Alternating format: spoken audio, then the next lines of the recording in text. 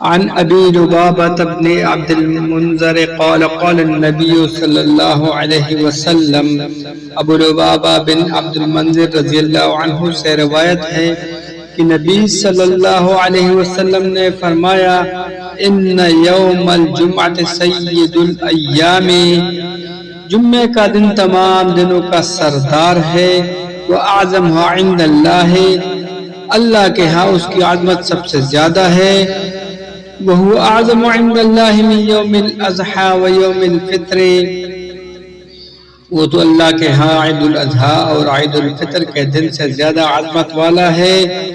فی خمس خلال، اس میں 5 باتیں ہیں جو اس کی افضلیت کا باعث ہے۔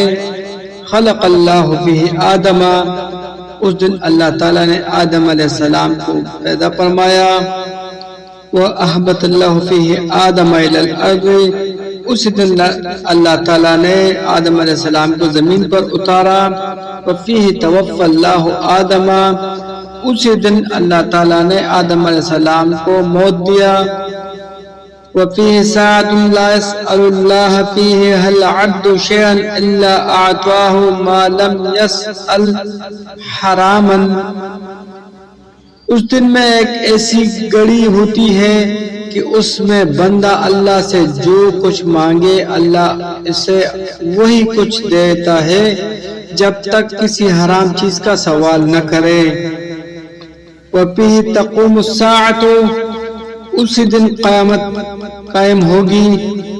مَا مِن مَلَكٍ مُقَرَّبٍ وَلَا سَمَاءٍ وَلَا أَرْضٍ وَلَا رِيَاحٍ وَلَا جِبَالٍ وَلَا بَحْرٍ إِلَّا وَهُنَّ يُشْفِقْنَ مِنْ يَوْمِ الْجُمْعَةِ، ہر مقرب فرشتہ، آسمان و زمین، تمام ہوائیں، پہاڑ اور سمندر جمعے کے دن سے ڈرتے رہتے ہیں۔ سنن ابن ماجہ کی یہ حدیث ہے، 1084 نمبر۔